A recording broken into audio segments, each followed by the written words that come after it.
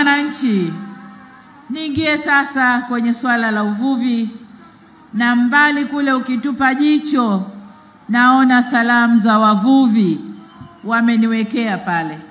Lakini niseme kwenye uvuvi tuliwezesha upatikanaji wa boti 15 zinazokwenda mbali baharini kwa ajili ya shughuli za uvuvi wa dagaa na samaki.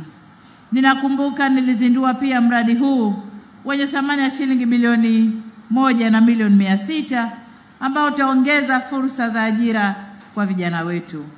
Lakini sambamba na hilo, tumeanza ujenzi wa soko la samaki la kimataifa pale kata ya Kipumbwi.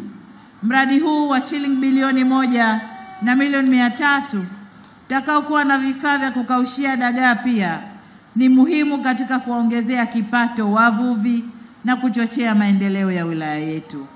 Na nataka niseme hayo ni awamu yaliyopita, lakini awamu ijayo tutaendelea kuwashika mkono wavuvi na kuongeza kipato chao.